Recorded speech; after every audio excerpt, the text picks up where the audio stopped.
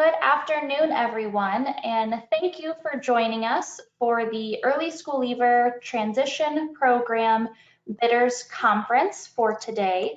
My name is Brittany Boston, and I am with the Illinois Center for Specialized Professional Support at ISU, and my role today is the facilitator. So a few housekeeping items before I hand it over to ICCB. As a participant on today's call, you are in listen only, but we do want to hear your comments, your questions, and there are multiple ways that you can do that and interact with us. If you have a working microphone and you're confident in your microphone, you should have a raise hands feature, and we will then be able to see that and unmute you to ask your question. Or depending on the device that you're joining us with today, you should have a questions or chat box that you can type in any of your comments or questions in there as well. This session is being recorded, and so we will share it out at a later date. I do also want to note that there is a duplicate of this session occurring next week, so if you have to jump off for any reason or have a colleague that is interested and wants to attend a live session, we will have one occurring later this week with similar information. And so with that, I am going to hand it over to Angela Gerberding from ICCB. Hi, everyone. Thank you, Brittany, for all of that information. Yes, if anybody's got questions, drop them in the chat, and Brittany will help me keep an eye on the chat. I'm here from ICCB. I have recently taken over some of the ESLTP responsibility, particularly starting in FY22, which is why I get to be here and do the Bidders Conference with any of you listening.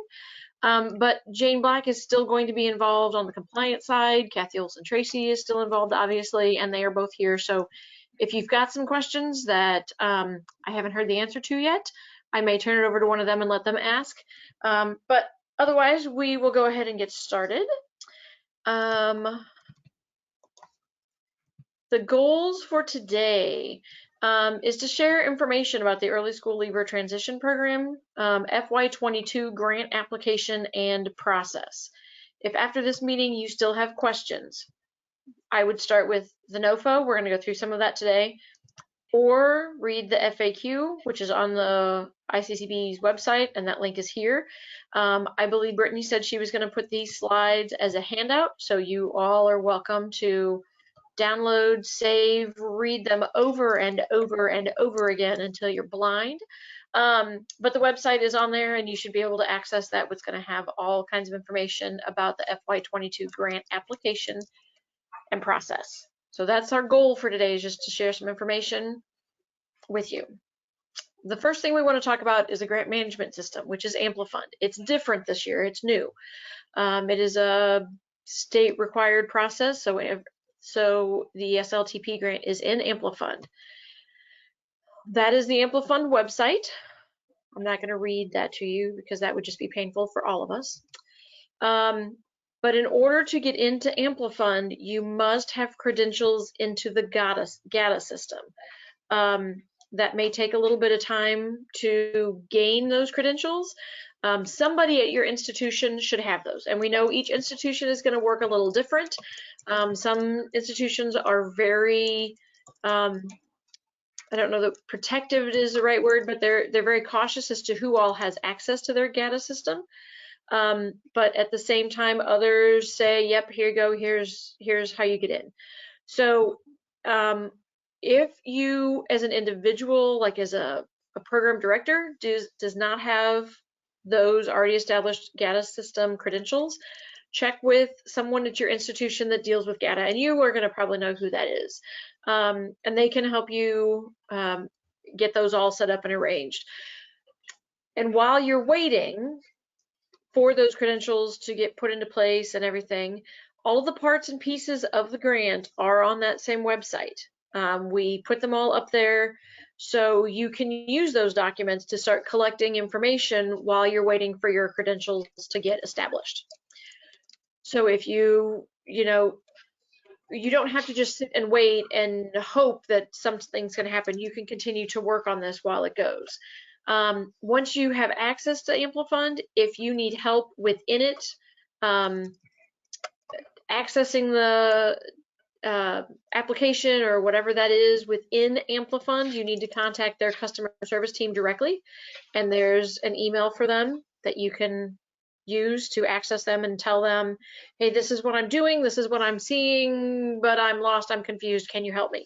And they have been pretty quick to answer questions for us, so you shouldn't have to wait a long time for a response on that, but you do need to submit that request for help from them. Those of us at ICCB do not have that ability to help you with an Amplifund, so you really do need to start with that support at IllinoisAmplifundsNDES.com website email. Everything must be submitted in Amplifund. Nothing can come through ICCB. We cannot accept attachments. We cannot accept addendums. You know, after the deadline, you say, oh, hey, I messed up a budget page. Can I just send that to Jane? No, you cannot. It all has to be done, must be done via Amplifund. The due date is 11:59 p.m. Central Standard Time on April 30th, 2021. Again, no late submissions will be allowed. This is all in a computerized system. So when the clock rolls over to 12 p.m. and it's May 1st, it is not going to let you submit. So plan accordingly, plan ahead, work ahead, make sure you've got everything done, because again, you won't be able to submit to Amplifund, and you will not be able to contact us at ICCB and say, oh, hey, I just barely missed it, can you take it? The answer we have to give you is no, it has to go through Amplifund. So keep that in mind, plan ahead, plan accordingly. So some of the general information on the Notice of Official Funding Opportunity: the maximum amount of funding is $60,000 per institution. That's not a change. The grant period itself is July 1 for this coming year's July 1, 2021 through June 30th, 2022. However, it's a kind of a 3-year rolled up together, so the continuation pieces will be the additional 2 years from July 1 of 2022 to all the way through 2024. But there will be continuation pieces that will need to be submitted later on at that time. Again, there's a due date. Are you getting the sense the due date's important? The due date's important. You can't miss it. No late, nothing late. Make sure it's there. Eligible applicants. So those of you that are applying must be able to document the need of to serve the individuals in the community that are most in need of adult ed and literacy services, particularly in the need of career pathway services, and who have low literacy skills or who are English language learners. You also must be able to demonstrate the ability to serve these eligible individuals and those with disabilities. For those of you that are returning and any new, we really need to see some sort of past effectiveness in improving the literacy skills of the target audience. So that could be the level of performance includes maintaining the enrollment of 50 active students, which is a minimum number, providing 200 minutes per week of classroom instruction and 15 hours of work-based learning, sorry, that's my typo, 15 hours of work-based learning per semester. So those are what we're looking for past effectiveness.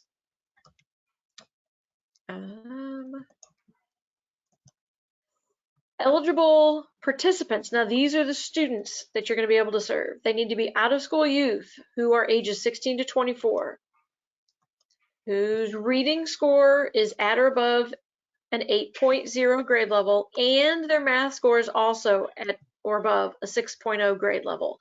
I know one place in some of the documentation in Amplifund it has 8.0 for both. That was a mistake on our end. It is still an 8.0 reading and a 6.0 in math, but they need to be at or above both of those grade levels.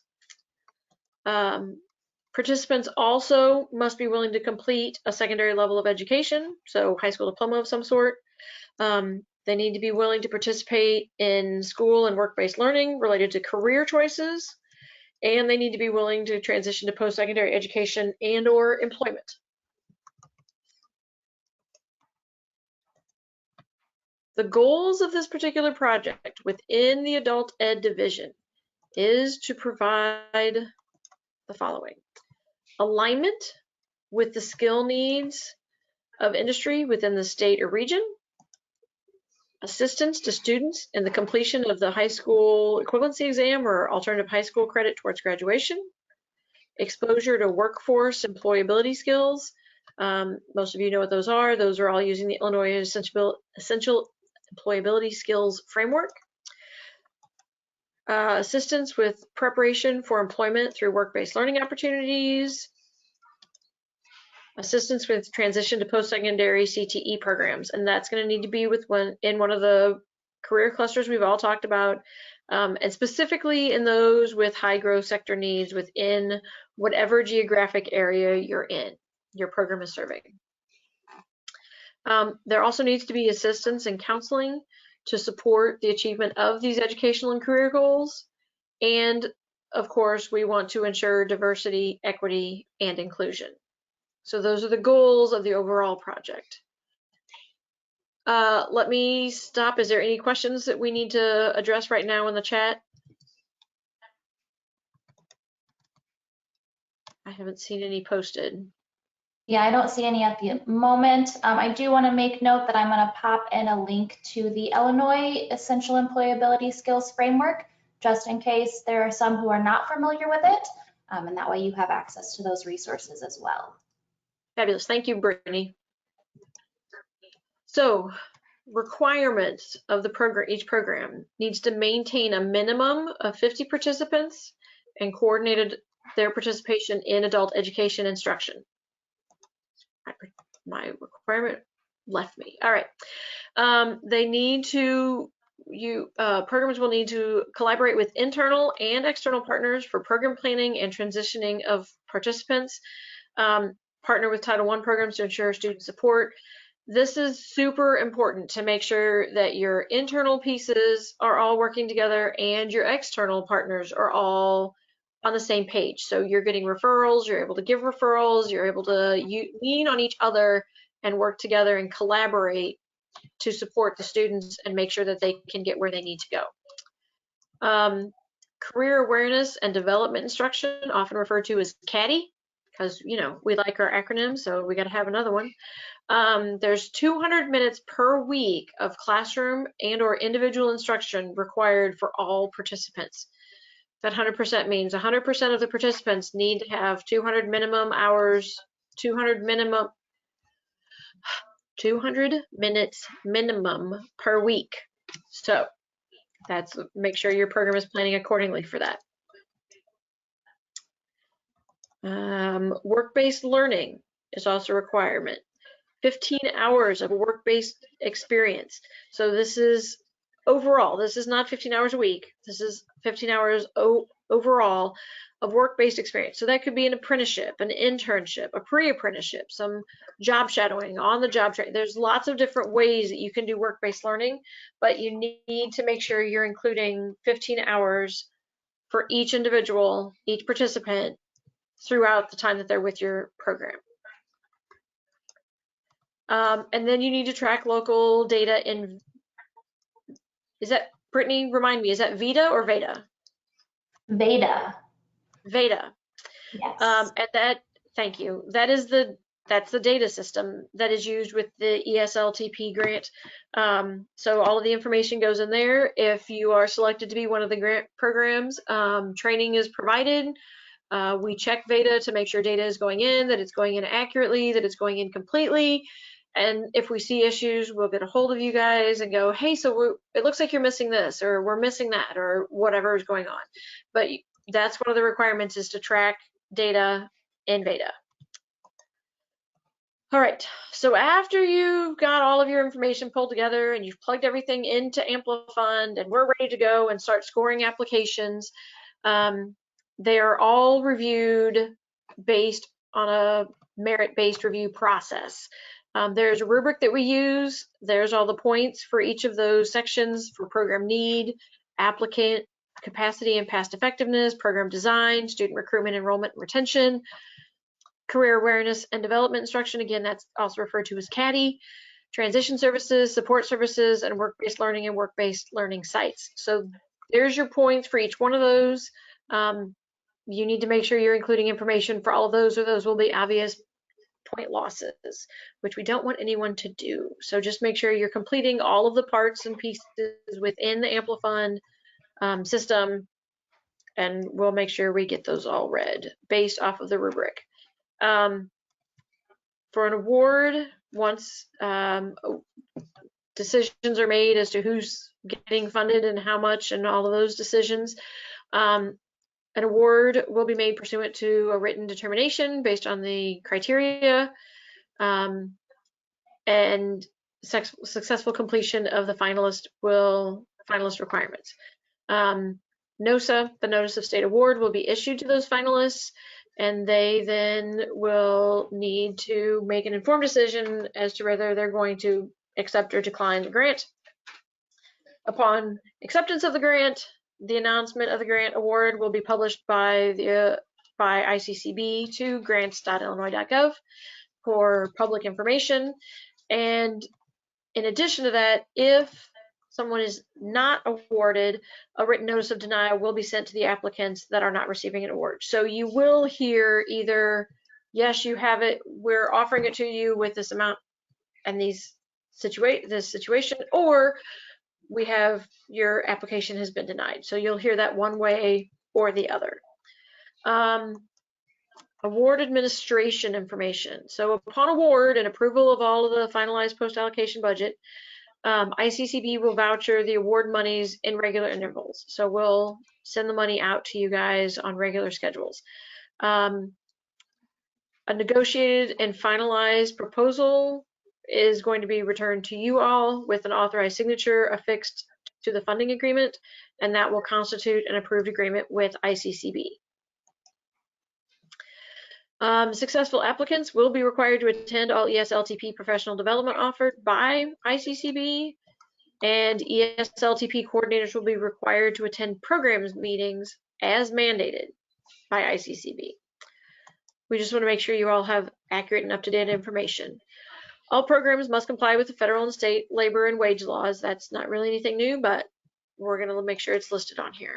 The placement of students in WBL, which is the work-based learning, cannot result in the displacement of other workers who ordinarily perform such work.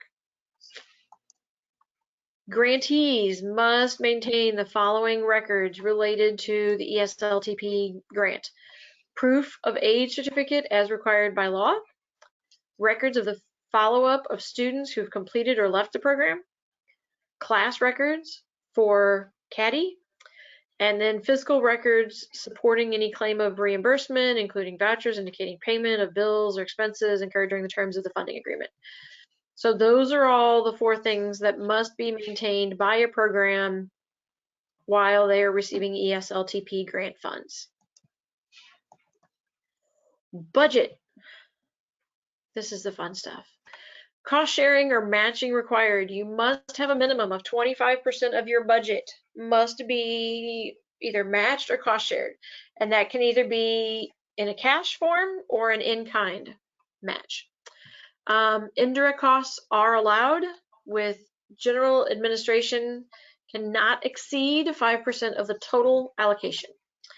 And people often want to know, what can I use this money for? So you can use it on personnel. The cost of adult ed or high school completion instruction is not part of this allowable activity and should be coordinated with the adult ed literacy administrator.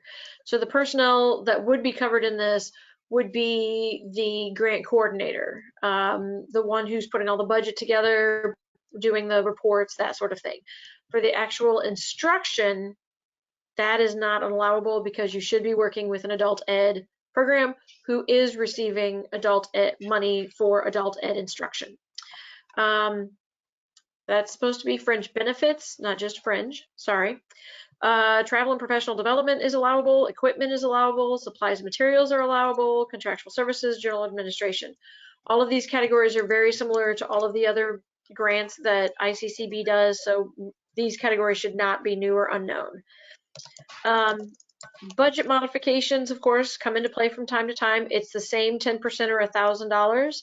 If you need to make a change to a budget line that is more than 10% of that line, or more than $10,000 or $1,000, sorry, $1,000, then you must get approval in order to make that budget change. And as I said, Jane Black is still involved, and that's where Jane is. She's helping with all the budgets and compliance stuff. So when you need a budget modification, you're going to contact either me or Jane, but if you contact me, I'll contact Jane. And we'll get the link, everything document that you need sent, and you can get that submitted to her. Another part of this that is not allowed is sub-granting. So that's not allowed as part of the budget. Any questions, or are we good to move on? We do have a clarification question regarding payment of salary for ESLTP instructors. And so that is not something that can be paid for through this grant. Is that correct? That is my understanding. Jane, are you in agreement with that statement? Repeat that question. I'm not sure if I quite understood it again. So you cannot pay an ESLTP instructor from this grant. This is Kathy. And yes, I believe you can pay an instructor out of this grant. Yes. And I'm looking through some of the attachments that we have. So just to shed a little light, what the cost of adult education or high school equivalency, this is Amy, sorry. That is if you are having, so I think we need clarification on an ESLTP instructor, because the coordinators are paid out of the grant, and a lot of times at a particular program, the coordinator does teach a portion, but the adult education class is covered by the partnership with adult ed. So could we get some clarification from that question asker as to ESLTP, and I'm putting air quotes there, instructor? I think that will help ICCB clarify what they're looking at, because we don't want to be supplementing. Right, we cannot supplant. Sorry, we want to be supplementing, not supplanting funds. So if those students are enrolled in an adult ed course for that portion of their curriculum, then that would be paid for with adult ed funds. However, the ESLTP coordinator is paid for and often does some of the instruction. So just a little bit of clarification I think is needed.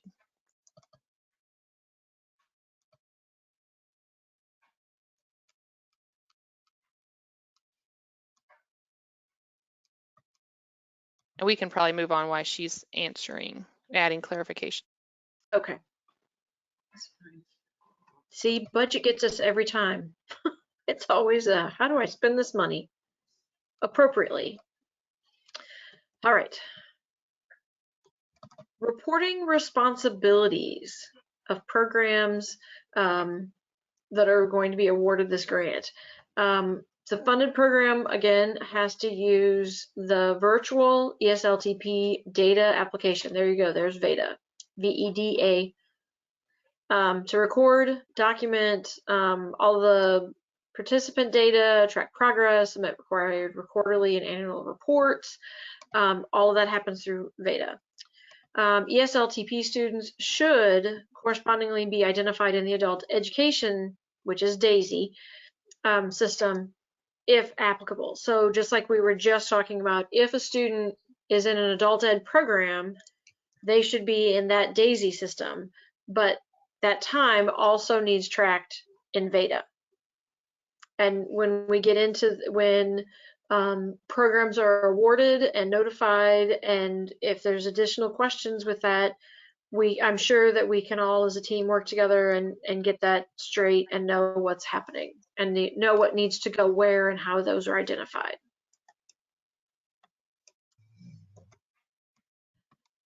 So reporting schedule.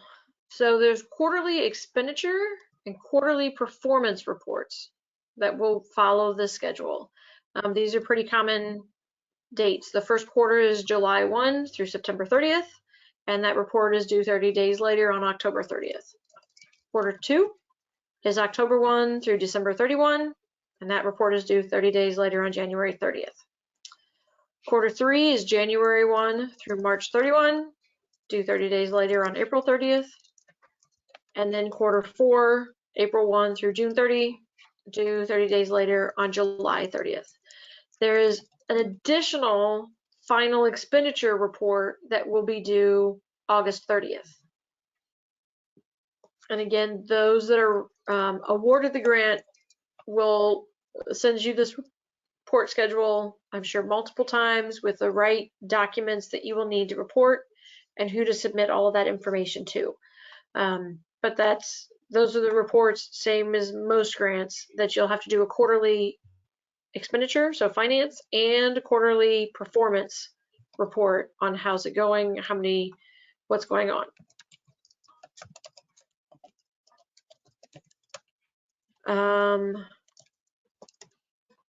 Next. This is Kathy. Yep. Can I pause for just a second? Yeah. Okay, I put in the chat for you to answer that question, so you can tell everyone. The answer to the instructional question is in the NOFO, and very high level, just what it says is basically the personnel for the cost of employing and or covering costs for full and part-time ESLTP coordinators, support staff, teaching faculty, advisors, counselors, and other staff necessary for ESTLP that will lead to success. Those are allowable expenses.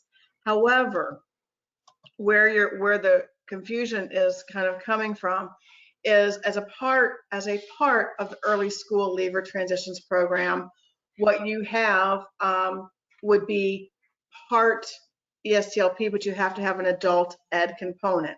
So those adult ed GED prep classes type things cannot come out of early school leaver. So the adult ed specific course to get that student to high school equivalency cannot come out of early school leaver. That comes out of your adult ed funds. But if you have a teacher who's teaching a caddy or other type of class that's specific to early school leaver, that can come out. And I hope that clarifies that for you guys. That is in the NOFO, and I wanted to kind of circle back so you would know where to find that information and how that's laid out. There's also information about what are allowable activities, so you can kind of define from there those allowable activities to make sure that that faculty is teaching one of those allowable courses. And again, the adult ed courses come out of the adult ed partnerships. Thank you, Kathy. I knew the answer was out there. So at ICCB, the two main contacts that you're going to have are going to be me, the Associate Director for Integrated Career Programs. That's my phone number and my email. And then Jane Black, which most of you are already familiar with, Associate Director for Program Compliance, her phone number and email. I can tell you that Jane and I are still working from home, so email is probably going to get you a faster response than a phone call to one of these two numbers. We do check our voicemail, we will get the message, but an email is probably going to be quicker. I have not checked my voicemail for some time, so please email me and I can forward you my personal cell number. Yep. So, ESLTP grant frequently asked questions. There's a frequently asked questions page that can be found on the ICCB website. This is the actual document to that frequently asked questions page. As questions come in, we will continue to add more questions to that document. So we may take a copy out of the chat today and make sure those questions get added into the FAQ. If you have questions while you're going through this, as I said earlier on a screen, first read through the NOFO, see if you can find it in there, which is the notice of opportunity.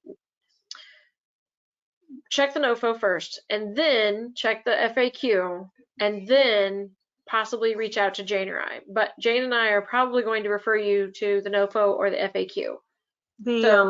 Angela, yes. There are instructions if you are in Amplifund. There are instructions about how to submit questions to the FAQ.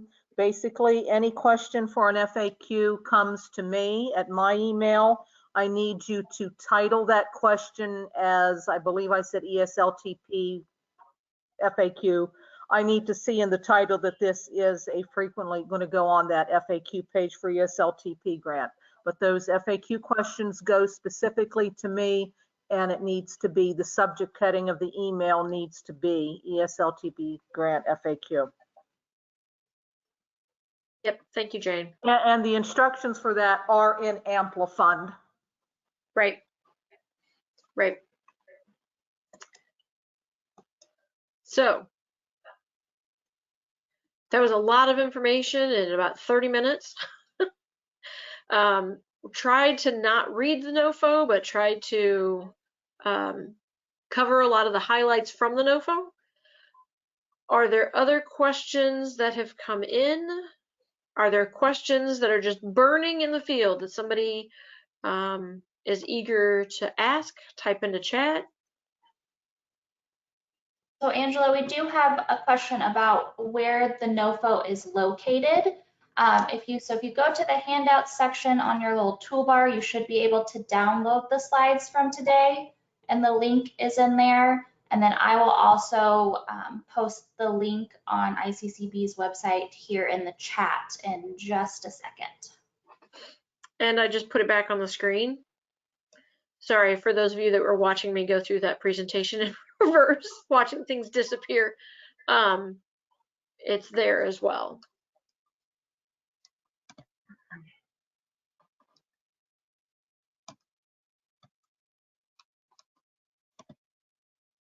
I would, just as a point of advice, I would suggest going to the ICCB website and downloading that NOFO in its entirety, just so you can have it as a reference.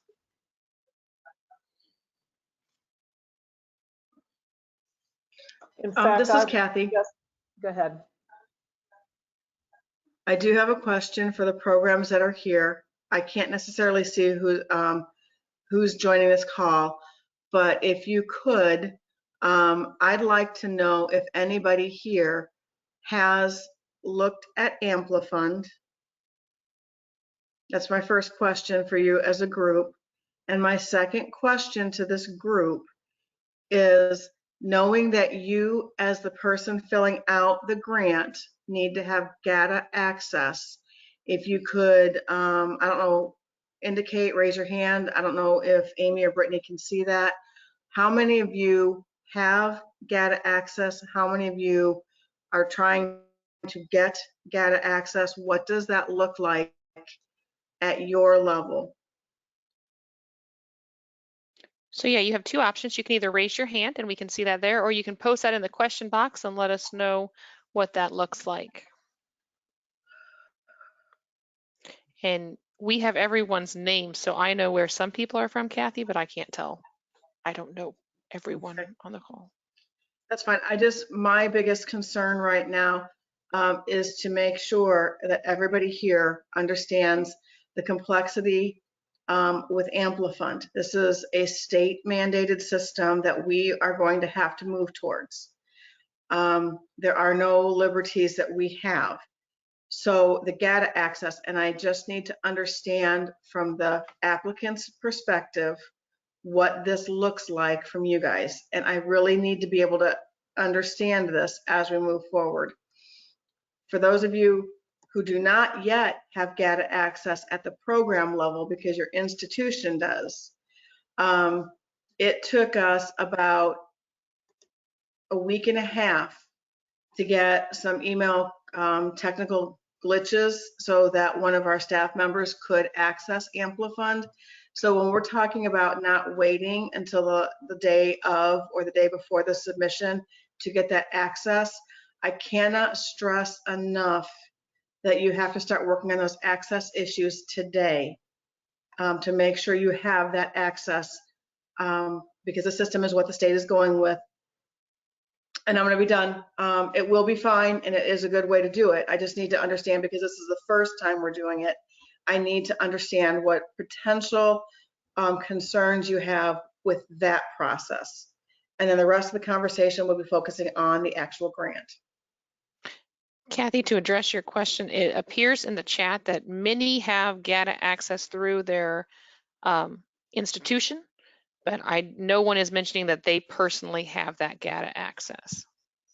I would suggest, and like I said, because GATA it's an automated system, and you're not doing it and you're not submitting it directly to ICCB, who I would suggest that somebody at your institution actually look at the grant in GATA, because I don't want anybody accessing it 2 days before the grant is due, only to find out that you don't know what you're doing, because it just appears different than what you're used to.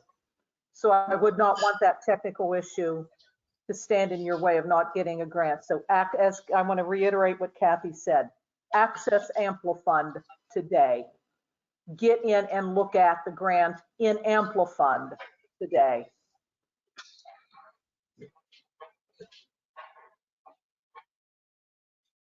We do have one additional question coming in, and it is, will the ICCB Adult Education Grant be using Amplifund as well? No, and not this year. There will eventually be a 100% of all of our grants will come through Amplifund.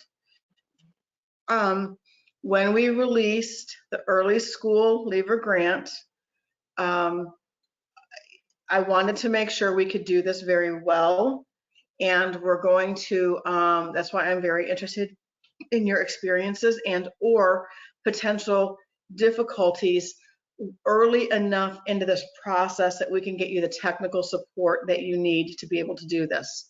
That is essential. But I do not yet think that our agency is ready, or quite honestly, I am not ready to release the AEF-LA grant with the number of potential applicants on something this early in the process. So next year, for the continuation for the AEF-LA grant, it will be an Amplifund. For the competition, it will not be. Long way for me to say no. And just offhand, I do know that there are some other ICCB grants that are going even now being entered into Amplifund, because some other departments within ICCB are putting their grants in through Amplifund. Mm-hmm.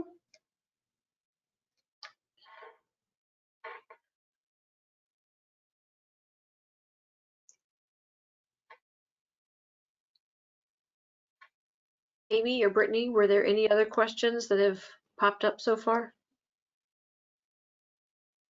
No, those are all the questions we had come in at the moment, unless someone is still typing them in. Well, we have a pretty either super informed or just don't know what to ask yet group. As you are typing, I do want to let you know that if you are submitting for this grant, this is not your only opportunity to ask questions. Please feel free to reach out to Angela and ICCB via email and ask questions as they have indicated. Again, the recording will be posted to the ICCB website, so you can see that again. And do ask questions. To Jane's point, we don't want to wait to the last minute and have everyone in panic as they're trying to submit. So ask questions along the way. We are here to support you. And in addition to that, team, yes, yeah, the Amplifund team is here to support you, to help you with technical assistance. While we cannot, we'll do our absolute best to ensure the technical assistance is everything you need it to be. It's very important for us to understand your process. It's very important for us to understand your concerns with this new system. So please feel free to share those. That's important for us to hear that. And again, I will reiterate everything everyone's saying. I cannot stress this enough. Please work on your access to this Amplifund system while you're developing your grant. I want to make sure all those pieces are ready for you when you want to hit submit. So Kathy and Angela, we did have a question come through regarding access to Amplifund. So if a program decides maybe not necessarily to apply for this particular grant, would you still advise them to get access to Amplifund since it is going to be a system that's going to be used down the road? Yes, absolutely, positively, yes. This is the state directive for all funding. Everything will be going through Amplifund. We have a window of time as we transfer into the system, but it will be a short matter of time when everything that we do will come through this system in some form. So yes, you will want to have that access figured out. And when Kathy says statewide, this is just not statewide mandate to ICCB. It is a statewide mandate for everybody in the state that awards grants. So if you get grants through other agencies, chances are within the year, you too will be accessing their grants through Amplifund.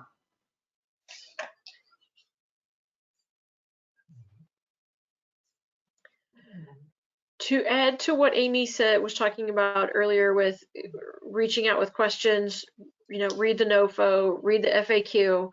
I think she also mentioned there's another bidders conference. We'll have the same kind of sharing of information Thursday morning. So if you come up with questions between now and then, register for that, join us then, ask those questions then, and we'll make sure that all of this gets plugged onto the FAQ and part of the recording.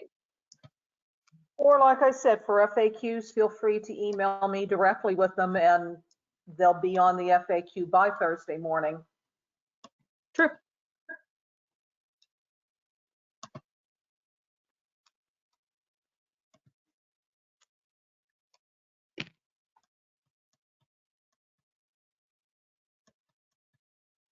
So I think that covers everything from our end.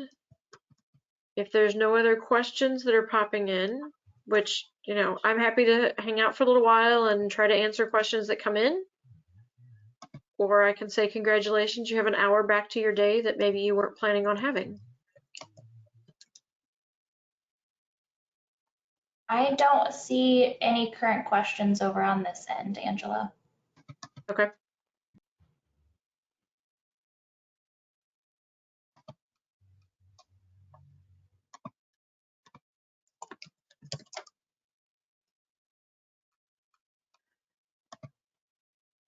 Okay, then, well, I think we can close the meeting and invite everyone to attend the next one if they want to hear more information or hear additional questions.